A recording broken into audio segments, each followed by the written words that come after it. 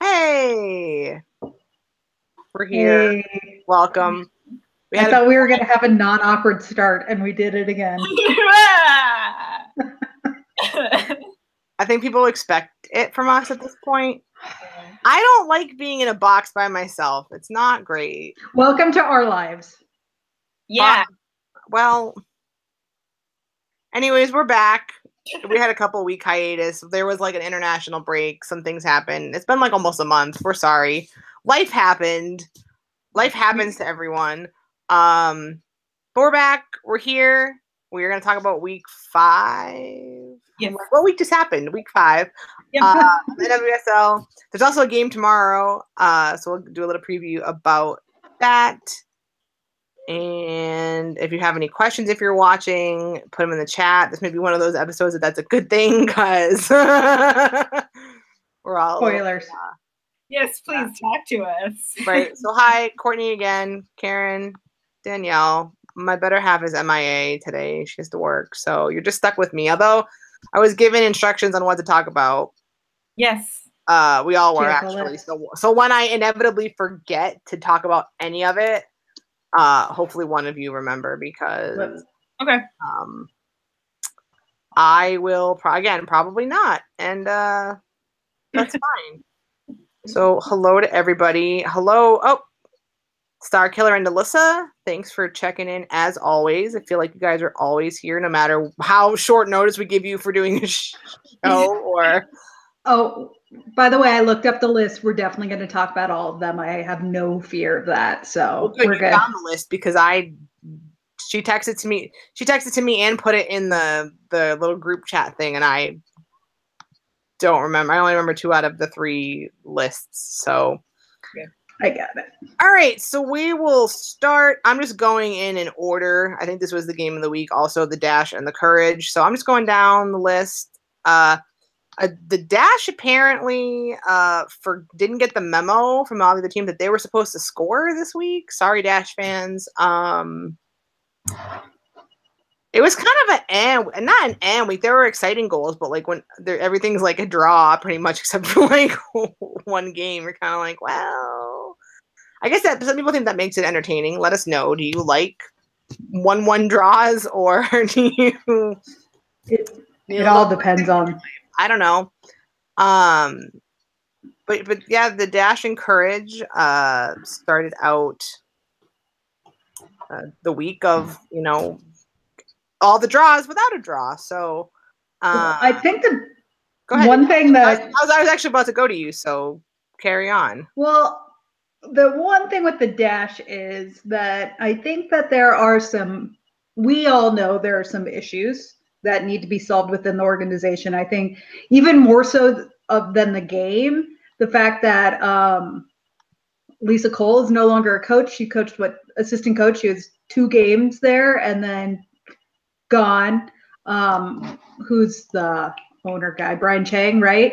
Yep. He's now an assistant coach. All of this is happening. That's really weird. It's really weird. And so I think whatever's happening, I'm not sure if that's what's, going on the field or not, but it can't be helping.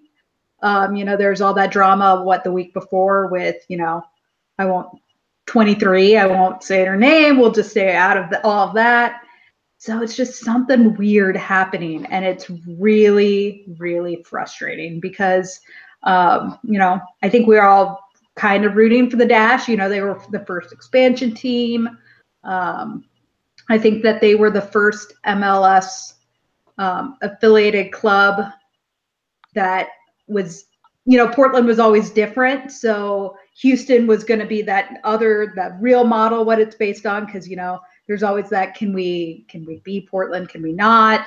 So, you look towards the Dash. I don't know. It's just very odd and it's frustrating. Hi, BB. It's BB's birthday. So she wanted to be on camera. Thank you, Beebs. But with all that said, I'm rambling at this point.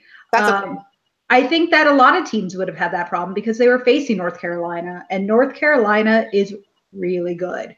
North Carolina's I mean, go all the way back to what Paul Riley was doing when they were at the Flash, all that planning, getting the young players. Now they're they're unstoppable, I think, right now. So it's hard to tell if that no goals was due to all the drama in Houston or North Carolina just being that good. Also, one last thing, I don't write down my research. I have to use the computer. I think one of the big things from that game is Crystal Dunn scored. Yay! So if you made sense of that, good for you. We have a question, but I'll let us all go through the dash courage, and then we'll maybe come back to that. It touches on some of the things that Danielle was talking about. Karen, you want to throw some thoughts about that game?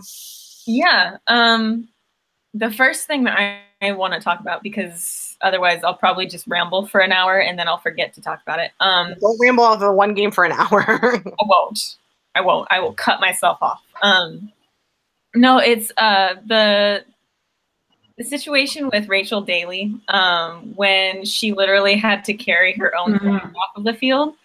That, like, I cried a little bit because it was an emotional thing for me for whatever reason. I don't know. I can't be the only person that cried a little bit, but like she literally just like bodily lifted Malalo into her arms and just carried her off the field because they took way too long to get any kind of help or stretcher or anything. I don't know if that's an NWSL training staff situation or if it's a dash training staff situation, but that was pretty ridiculous. And like for levels of NWSL happenings, like that was bad.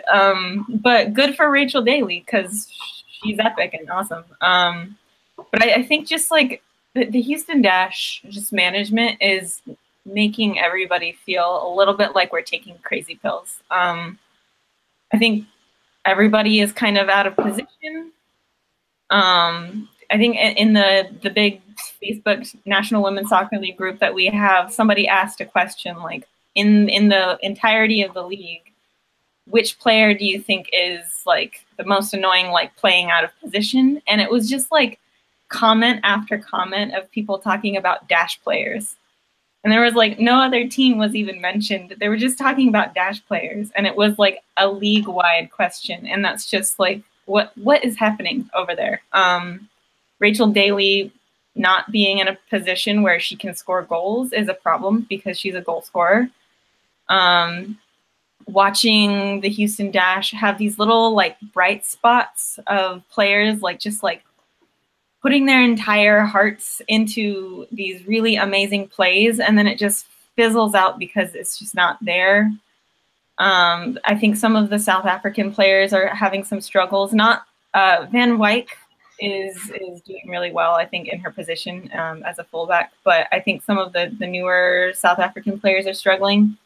And then you pit that against. Oh, what happened? No, you just froze for a second. You're good. Okay. But you pit that against the North Carolina Courage, which I've been saying since probably like last season. It's the North Carolina Courage, and then there's parity in the league. So like they're just above everybody else in a huge way right now. So you put like the Dash, who's struggling against a team that's like kicking ass right now, and it's not going to go well for the Dash. Honestly, I think the 0-2 situation was really lucky for the Dash because I think Courage does have that one struggle, and that's finishing when they get these chances. They had like a million chances and they just didn't finish them. So, I mean, like I said, there were some bright spots for the Dash. I think Ohai, now that she's back, is going to make a huge difference. But God, it's a struggle for somebody who really is looking for the Dash to do something this season and go a lot further than people are thinking they're going to go. It's just like really disappointing to watch that game. I am going to say this, and it's not a disrespect to any of the players on the Dash. They go out there and they work their butt off, and it's not.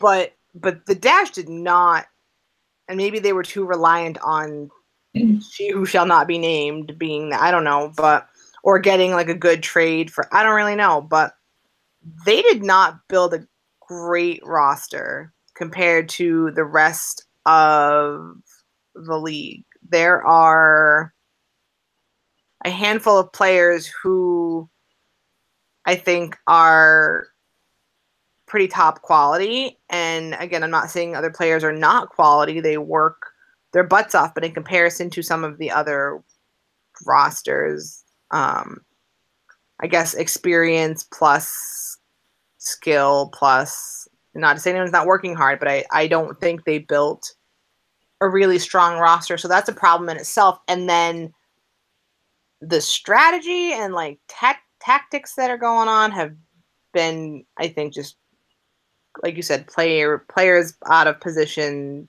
Why? A 3-back against the Courage of all people, probably not great. Like definitely not great as we saw. But I think the Dash have a lot of issues. I'm really sad that Lisa Cole only made it 2 games because I think she had a lot to offer.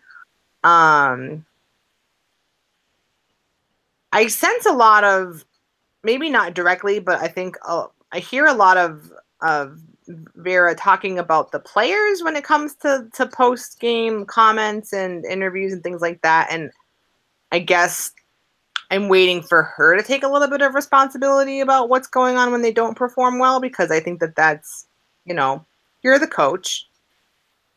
Mm-hmm. It kind of rubs me the wrong way that I've yet to really see a whole lot of accountability taken on herself for the performance. But somebody asked, I'm just going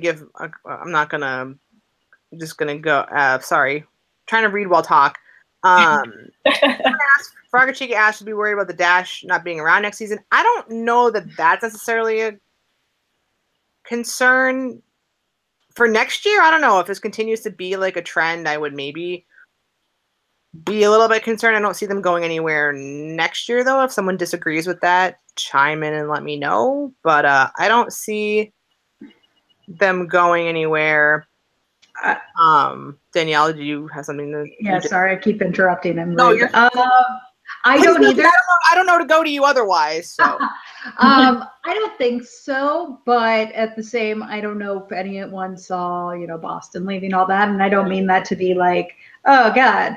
I've seen, fans worry, but I think that there's going to be a lot of pressure on them to keep the team. There's going to be a lot of pressure on the league to keep the team. So my gut says they should be all right. I do. Because you know what, this was a terrible offseason for PR with, strength of the league. So they're not going to want to lose another team, 3 teams in 2 years. Even if they add, LAFC or whoever, Barcelona, they're still going to be very careful about, gaining and not losing. So I think they should be all right, but who knows? I think being attached to the Dynamo will probably help too. And I think people should be putting a lot more pressure on the Dynamo because they're like very absent in all of this. And I'm like, hello, they're connected, but whatever. I think that's probably going to help them out. Mm-hmm. Let me give a quick shout out. There's been a lot of discussion in our chat. If you're not watching live, we don't really have time to get to it all, but someone said that Hal, friend of former off the post show, Hal Kaiser, had tweeted, I guess, a list of all the players that Dash have traded and waived over the last few seasons and basically got nothing for, and they're starting on other teams. So that was just mentioned as a point to talk about management of poor management of the team. So I don't want to really get into that because we've spent 15 minutes talking about the Dash Courage game, which is fine, but check that out. I'm not sure how recently he tweeted that, but check it out. New GM. Sorry? New GM. That's all I was going to say. I feel like, again, and then there's plenty of people who have a lot of good things to say about the Dash, but he generally seems to have a lot of information, even though he's not necessarily doing media there anymore. A lot of good opinions. So yeah, check maybe that list out, because that kind of is really telling with kind of how the Dash management's been not super great. But in any event, we'll move on to Washington Spirit versus Chicago Red Stars, and I will just quickly mention, because before I forget, because I was yay Spirit Drew, I think was the point there. Yay. I think the point was Franny. You're supposed to. Well, I think she said. I think Spirit and Franny were two separate things. Okay. Spirit, I think we're just happy, like, you know, and then Sam Kerr was back, right? Played, Yeah, yes, he was. So I think that was a lot. I saw a lot of Spirit fans who were like, "Awesome, yes, cool, we got a point, we drew, awesome." I didn't see the goal because I was a big slacker this weekend and like caught minimally some soccer stuff. I've just been trying to catch up a little bit. Apparently scored a sick goal. If anyone else would like to comment on the Spirit Chicago match, I don't really have much to say. We'll go to Karen's nodding emphatically, so I'm going to go over to you. Let's go. So basically, there is this connection that is starting between Franny Ordega and Mal Pugh that is money for Spirit fans. It's so good. I think the last 2 or 3 or something like that goals that the Spirit have scored have been those two working together. So that's exciting. And also shout out to Franny Ordega's dance, because that was sick. Her little inside the goal dance that she had going on. That was tight. If more players would like to do that, I'd be fine. But besides those two making connections, I think that the Spirit have been looking pretty wicked good and solid for this season, which I think Spirit fans were like, yes, at the beginning of the season. But I think fans like me, who usually kind of overlook that team a little bit, I'm just going to admit it, we're like, okay, go ahead. But I think Hatch is doing really well. Don't laugh at me. Hatch too late. Well. And I think Bledsoe has so far been the best goalkeeper in the entire league. And I'm talking about all of the U.S. women's national team goalkeepers as well. Bledsoe has been doing better than they have been doing. I'm just saying. She's the reason why that tie is there, because she made that crazy what should be, and I think probably is gonna be, the save of the week.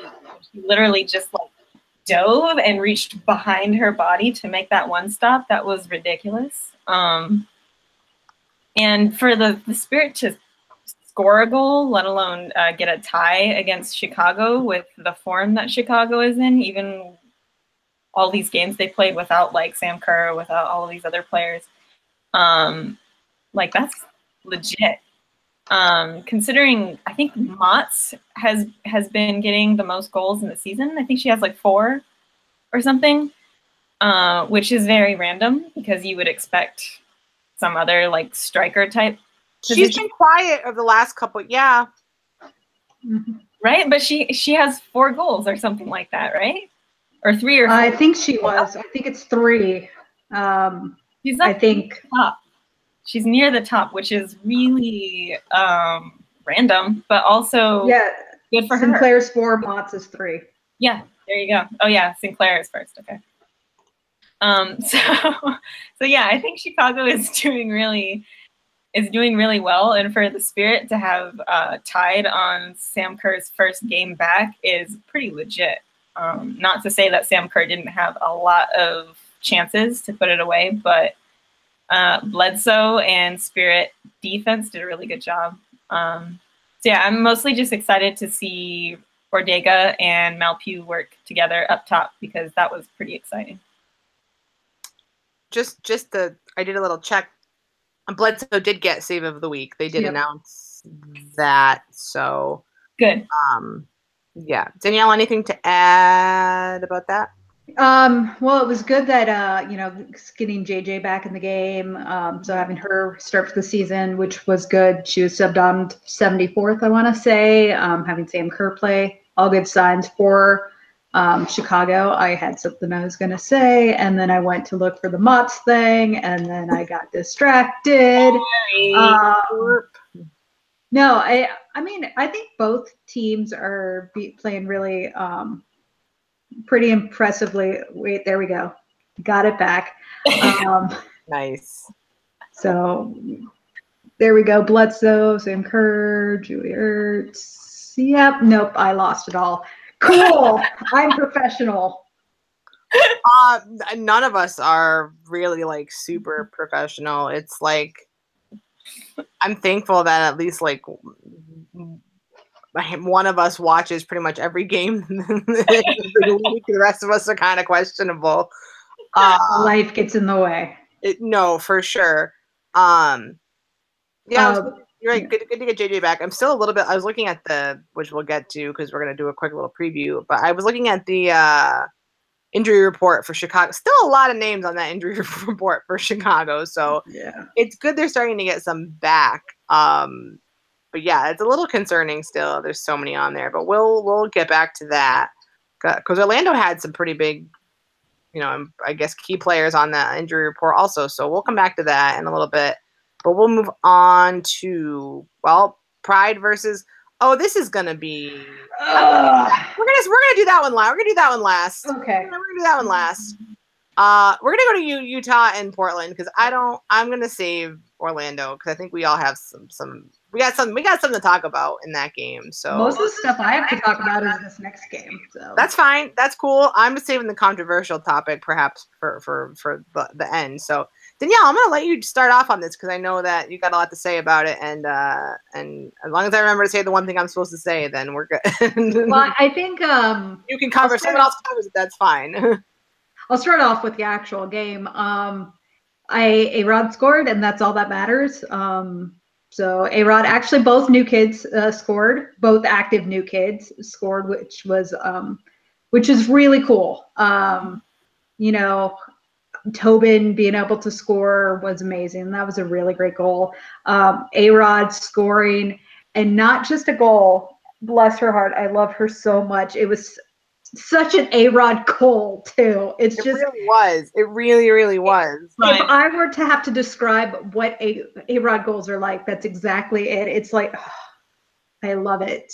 I have tears just thinking about it. So I'm really happy for her, coming back and scoring the goal. And they had to draw their first home game, right? So that was the first home goal, which is just perfect, I think. So cool for them. I think the unfortunate thing, and this is only for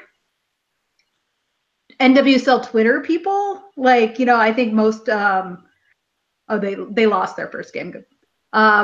I think this is only for NWSL fans that spend a lot of time on Twitter, but it was really unfortunate for such a game that first could be a derby type game between Portland and Utah that it got overshadowed by controversy, by something that Utah, the club, actually had to get involved in. And that was some jerk who thought they could speak for their supporter group. It turns out we were all blaming the whole supporter group, and who knows, maybe it is, but it seems like it was just one or two people who just not cool, just saying that their job was to not welcome people in, and it wasn't with the spirit of the league. And it sucks that I think that overshadowed the game for most of us.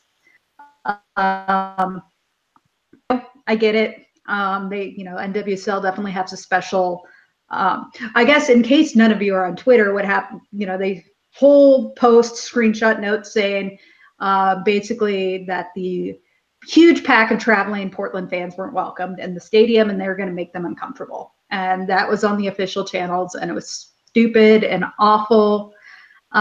It blew up. Everybody had an opinion about it. But I think what really stuck out to me at this point, apologies were made. It definitely wasn't the court's fault. It sounds like it was one person. We are supporter group culture in the NWSL is very different. And I think that it comes down to none of us thought we were going to get to this point. I don't think any of us thought we were going to get to this season. We watched two leagues. Fold. Didn't look great at some points during the first couple of years. And so I think that early on, a lot of supporter groups really realized that if we wanted to get to this point, we had to work together. During the game, we're not friends. Some of my best friends are Chicago fans, but during the games, I don't like them. But we realized that, before and after, we have to work together. And I think we have something really cool in this league. In fact, it's so cool that I don't have a team. My team's gone. My supporter group's gone, and I'm still part of the supporter group culture. They've still welcomed me in. And that's because we realized that this is how we had to do it. This is how we had to work. And we have to work. I'm repeating myself. I'm sorry. We have to work together. And, I want you to come to my game. One, because I think that's really cool and it builds a good environment. Two, I also kind of want you to spend your money, help my team's ticket sales. I'm not going to worry if you're louder than me, because that's on me if you're louder than me. So I have to be loud.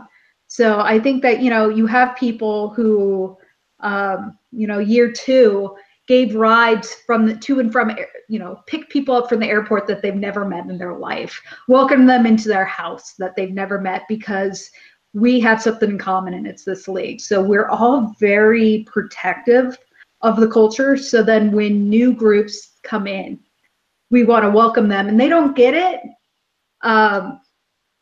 It's hard. So I think all of that, mess is why it kind of overshadowed the game, and it was just a bummer. So hopefully that somewhat made sense. It did. You're right. So sorry. Yeah. People are there's a lot going on this week, and people are blowing up my phone I need stuff. You're getting, you mean personal wise? Yeah, it could be because you have something big happening. It's happening in 3 days, yeah, but who's counting?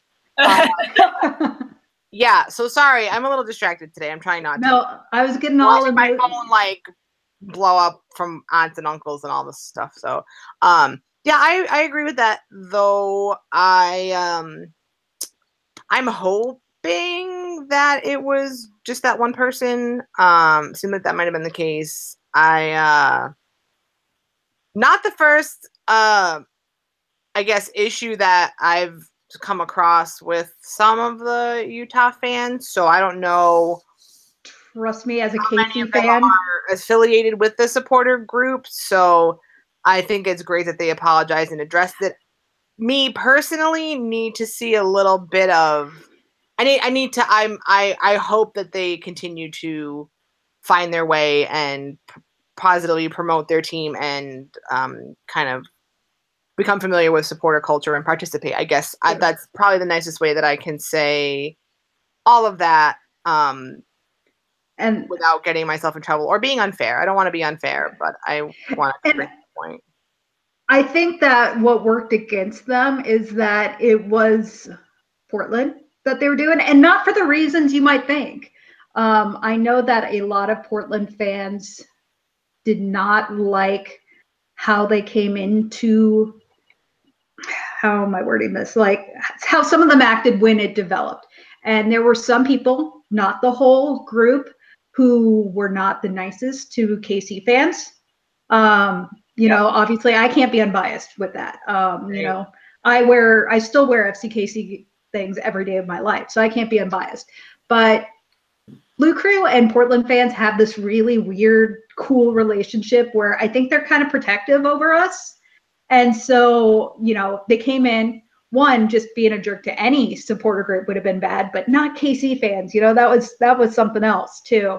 So the fact that then it was traveling Portland, it just was a perfect storm for a messy Saturday. Mm-hmm. Yeah, and there were a lot of Portland Thorns fans who were there to watch their team play. So that was it wasn't a tiny little 5-person group of fans. It's the Portland Thorns fans, and Utah is pretty close to Portland, so that wasn't a huge deal for them to make that travel. But oh my God, that was like the worst possible people they could have done it to. Really, that was just like not intelligent whatsoever. Like, and I know that they put out this like whole thing about how like they're trying to like get this rivalry going, but that's not what you do. You don't start a rivalry by treating an entire group of fans, another supporters group, like trash. You start a rivalry by watching what's happening with the players on the field. You start a rivalry, like Seattle and Portland have been rivals for like decades now. And that's just how it is.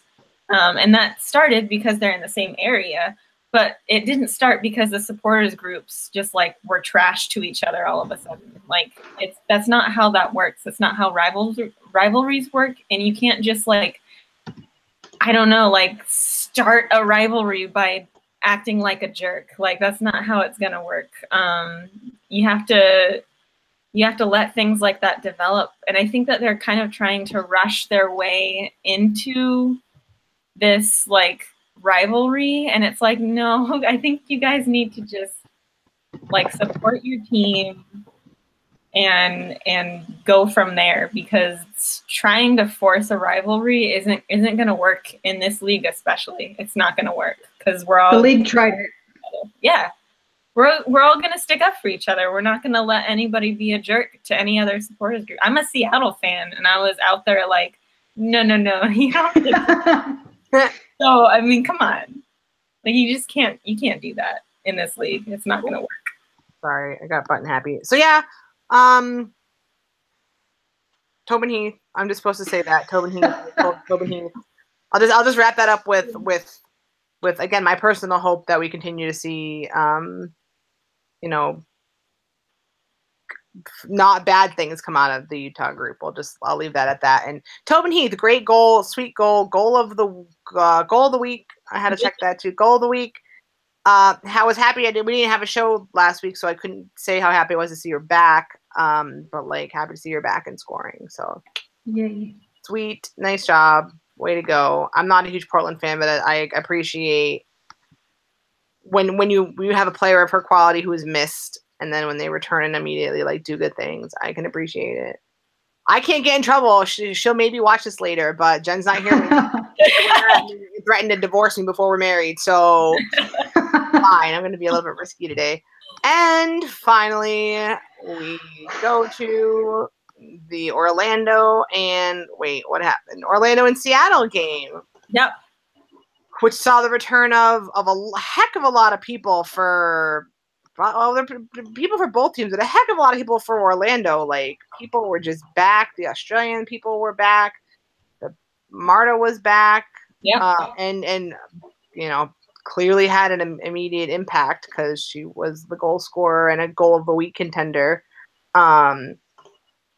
So yeah, I'll start with Karen because Seattle's involved, but that was just a game where like, hey everyone, we're back, which is nice. Yeah. I think Orlando particularly, I think not that this, I guess, explain or like makes excuses like kind of some of their results, but like I think they probably were like, oh thank goodness people are here, yay. Because I don't think they had their Australians at all ever. So yeah, go ahead, Karen. Yeah, and you're right. It kind of was like a "hello, we're back" kind of game for both teams. Yes. It was like those like 90s sitcom starts, like with like the people coming back, like yeah, they do an over the shoulder like turn around, like hello. Yeah, it was like that for all of like the Australians, the Brazilians, like the Japanese players that came back. It was for both teams. It was great. I was frustrated for a lot of that game. And not just as a Seattle fan, but just like in general. It was just a frustrating game.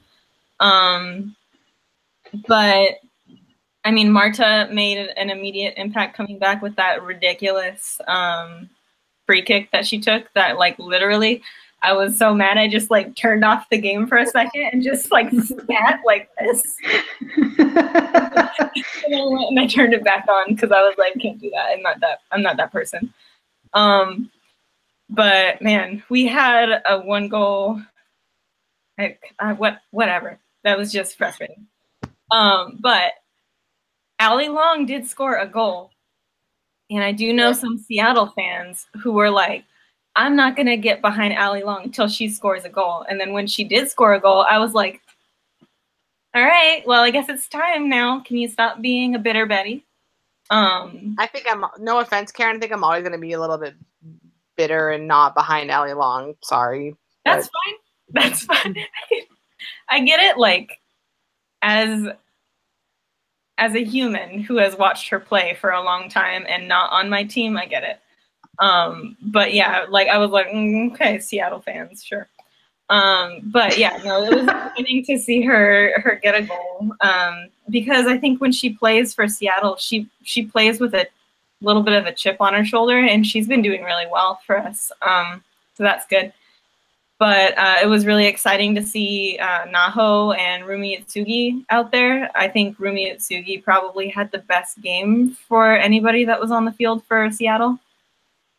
She just, once she like really got on the wagon for like passes and actually, you know, like doing some good work moving the ball in the middle of the field, I think everybody kind of rose up to her level. So that was good to see.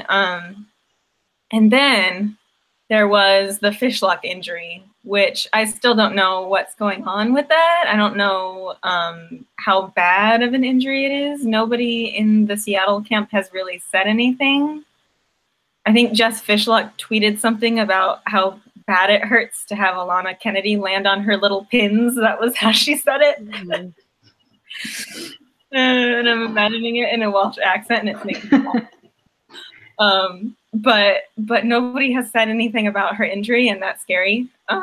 Makes me feel bad things about it. And it's just so frustrating. As a Seattle fan, we cannot get through even 6 games without having like our top players have injuries, and I'm tired of it. It's like happened every single season, and I'm tired of it. Yeah, like Rapinoe's gone with that hamstring sprain still, and I don't know when she's coming back from that. And if Fishlock is gone, I don't know. I don't want to say I don't have faith because they're my team, but like it's gonna be a struggle if we don't have Rapinoe and Fishlock. So that was really frustrating, and it's not anything that Alana Kennedy did wrong or anything. It's just what happens on the field. But man, I was just like, why? It's so frustrating to watch. But I think Betos also had a really good game again. I think Betos is doing really well with her one-on-one goalkeeping. Sorry. But other than that, I don't know. It was a frustrating game a little bit for a Seattle Reign fan. It was hard to watch. Sorry, I didn't mean to cut you off, but you mentioned Betos, and I'm going to forget to ask. Somebody, I think Starkiller, someone asked the question specifically for you. Should Betos keep starting, or should Williams get the next game or a future game, or like should Betos keep starting, or do you think they should put Williams in? I think that they should. It's hard because Betos has been doing really well, and you like your team to kind of have that cohesion between the goalkeeper and the defenders. And I think, honestly, Seattle's defense has looked better this season than they have in the last 2 or 3 seasons, to be honest. So, I don't know. I think keeping Betos in for this game was smart on Vlatko's part. I think maybe giving Lydia Williams a trial game. I don't know who they would want to do that against. Not Portland, probably. Or maybe that's the game that they would want to do it on.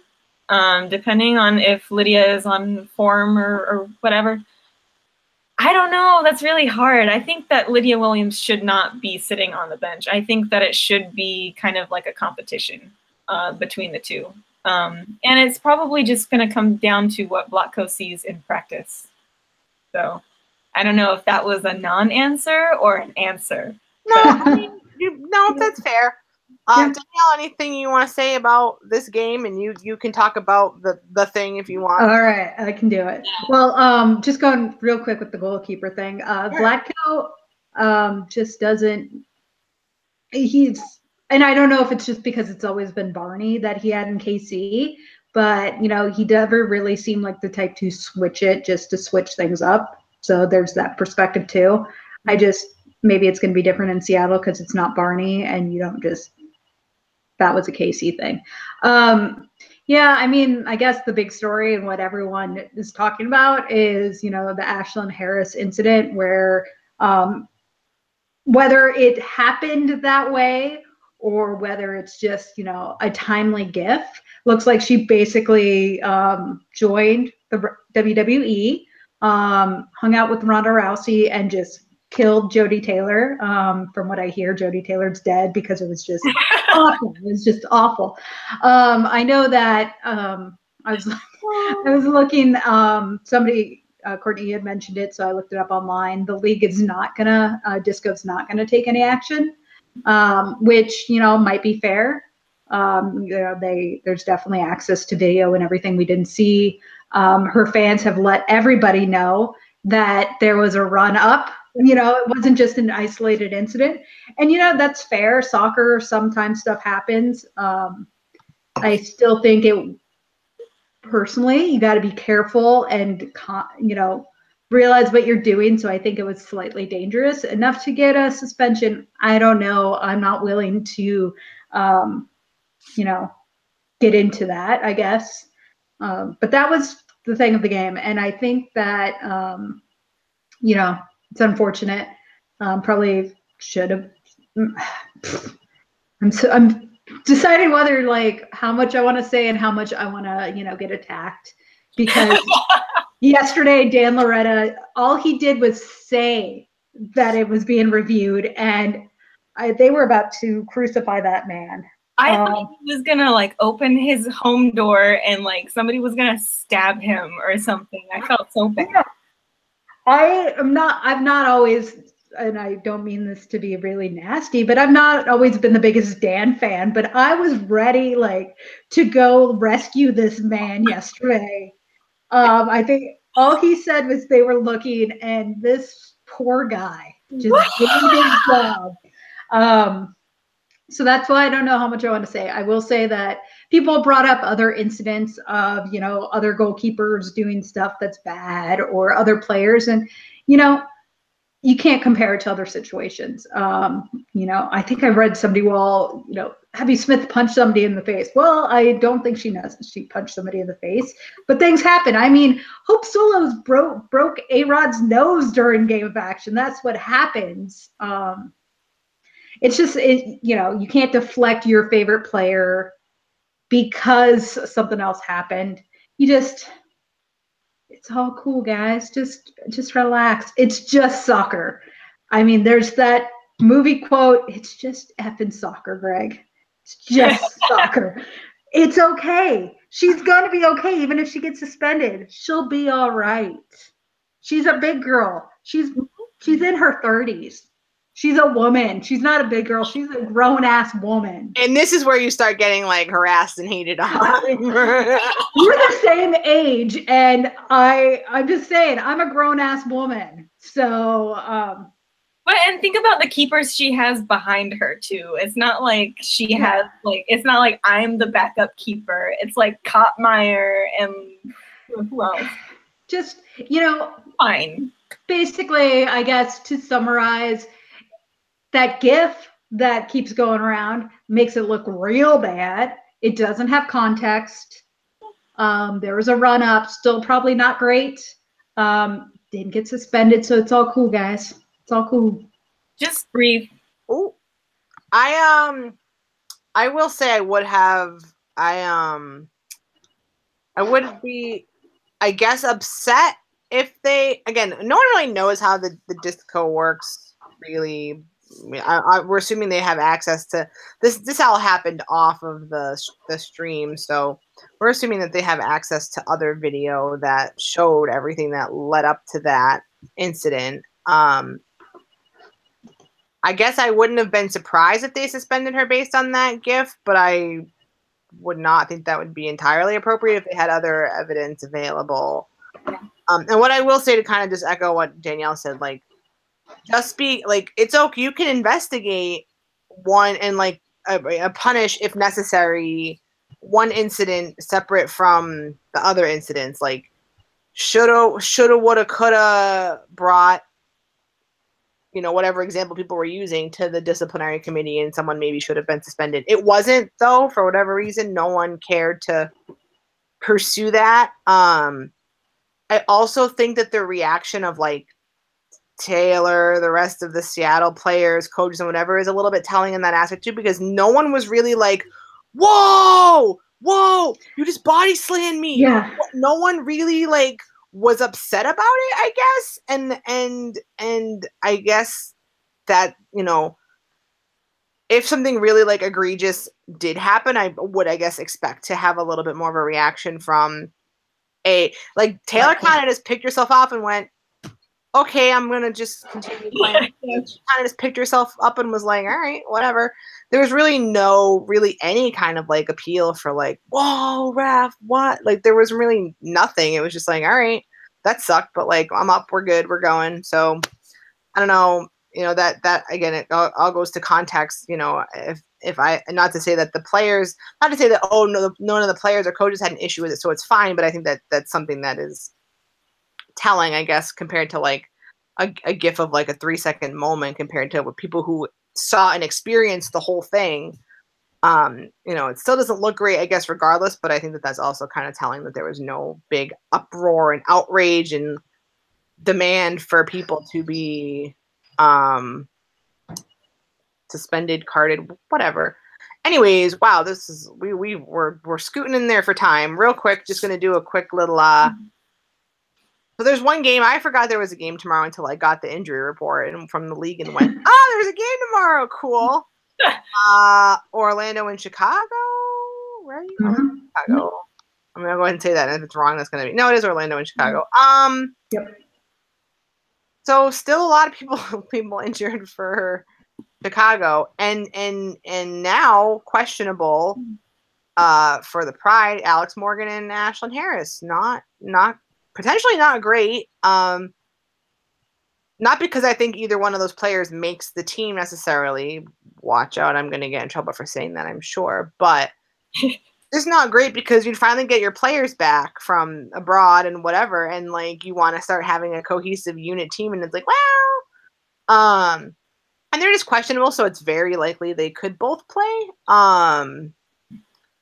But it's not great. In the interest of time, if everyone just wants to give like a quick score prediction, or if there's any like big highlight you want to make in the preview, that's fine. I'll just start and say, I don't know. I feel like logic says Chicago will probably win, but if you all know me, you know that I like to go against the logic, and I'm going to say it's going to be 2-1 Orlando, and I'll go to Danielle.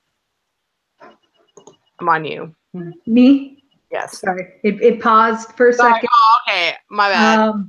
So I couldn't hear it. I think Chicago.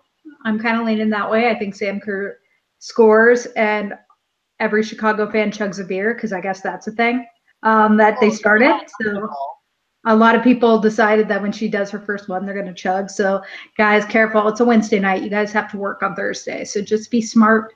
2-1 Chicago, I guess. Alrighty, Karen.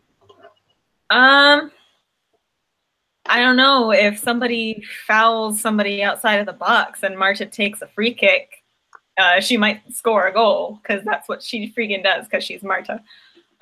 So it's hard to say for sure, but I guess I would probably put Chicago up probably by like 1 point, maybe 1-0, 2-1, something like that. Especially if Sam Kerr isn't on that injury list, I think it's fine. She'll be fine. And lastly, the hardest question that we all had the whole show to think about, and I'm sure none of us really thought about. Star Killer asked us at the very beginning. I think it was Star Killer at the very beginning of the show in the chat, and I sent it in the chat to the whole panel. Pick a league MVP for the first quarter of the season and the MVP for your team so far. We don't have a lot of time, so I guess without too much like discussion about it, this is like real hard. league MVP so far. I got one. So Karen's ready. Go ahead. You go, Karen. Because we were talking about all of the players that Dash let go of that they shouldn't have, and I was thinking about it. O'Sullivan has been really, really consistent and really, really good for the Courage, and she's not really the type of player that gets a lot of accolades because she doesn't score a lot of goals. But what she's doing in the middle of the pitch for that team has been phenomenal, and she's been running like miles and miles and miles every game and not being subbed out. I think she's been great, and I would probably put her up there at the top. And do you want to do the one for your team while we were on you? Yeah, for my team, I'd probably put. Shit, that's really hard. Now, I'm staying here now that we're here, so. I think I'd probably do a tie between Betos and McNabb. I think McNabb has had a really good season defensively so far. All right, Danielle, you and I don't really have teams, so if you want league MVP, and then I don't know if you want to pick two, if you have a second place, or if you have a team that you want to highlight a player on as MVP, I think you should. Or if you want to just do a league MVP, that's fine also. Yeah, I don't have a team. You know, so there we go for that. League, it's so hard. I think all of us have been thinking for the last hour. Yep. Maybe a Bledsoe type. You know, I don't think keepers get a lot of MVP hype, but I think that she's done a lot to help get her team in great positions, which is a MVP thing to do. And again, I don't have a team, so finger guns. This was hard. I guess I also don't have a team, but the person I'm picking is from a team that if I had a team, they're like half my team because they moved, but I'm having a hard time deciding between either Crystal Dunn or Jess McDonald because I think they both have just been really like. Crystal Dunn has brought you already had Lynn Williams and Jess McDonald and you have so many actually fast. Not to say McDonald's not fast, but there's so many fast people on that team, and then you add Crystal Dunn there, and you're just like, hey, what's up? And I think she has 3 goals this season or something like that. She has a couple of goals this season so far, which is awesome. And then I look at Jess McDonald, who also has I think maybe 2 goals this season, but has had a lot of really good setup and just general overall play this year too. So to avoid doing what I asked everyone not to do and talk too long, I will say, for me personally, it's a toss-up between Crystal Dunn and Jess McDonald. And that's hard, though. I don't know that there's necessarily been in the first couple of weeks, I don't really know that there's been a big front runner for an MVP. I think having people gone, if honestly, if Marta hadn't been gone for 2 or 3 weeks, maybe I would have said Marta because she was great the first time, the game or 2 she was here, and then she came back and had an immediate impact, but she was gone for this time. So I'm not, I feel like I can't give an MVP to someone who wasn't here for was only here for a week. So, tough question, but yeah, we're all sticking to that. Star Killer keeping us on our toes. I know, I appreciate that. I appreciate there's a lot of other good discussions and questions which we won't get to today. Star Killer did say, what about Zerboni? Oh, yeah. Duh. She's been player of the week twice, I want to say now. Yeah. Hey, that's a good I still will stick to my guns with Dunn or McDonald, but yep, that was very respectable answer of Zerboni. I think sometimes I not block her out, but I know people are not huge Zerboni fans, so I think I just see that a lot on the Twitter and sometimes just kind of forget about her. But yeah, that'd be a good pick also. Anyone have any final thoughts before we just kind of say see you later? Did we cover all of Jen's list? You did. Yeah, I believe Jen's list was Franny, Spirit, Tobin Heath, Ashlyn Harris. I think think we're good. My only thing is, guys, it's just soccer. It's just soccer. Yo, so true. Yeah. So true. So thanks for checking us out again. I again, as usual, don't know when we'll be back. I can tell you for certain, Jen and I will not watch any games this weekend, probably. Yeah. Probably not. I will be so mad at you guys if you do. I know. Just because we're getting married Friday and then literally are just doing a whole lot of nothing the whole weekend. Maybe we'll do something Sunday, but we're just doing a whole lot of nothing because that's just what happens when you have time off together. You just sit and do nothing you do stuff that's not soccer related or anything. So no offense, we love women's soccer, but like probably not gonna. Maybe I'll watch tomorrow's game. She's working. No, probably not because she's not. Yeah, probably not gonna watch any games. We may still have a show. Karen and Danielle Troopers were like gonna just wing it together tonight if neither one of us were available, myself or Jen. So I very much appreciate that. So we'll let you know. Watch the social media as always to see when we're gonna be back. We'll try not to let a whole month go by before we're on again though. So thanks for checking us out, and we will see you all soon. And we'll do the wave, the goodbye everybody wave, and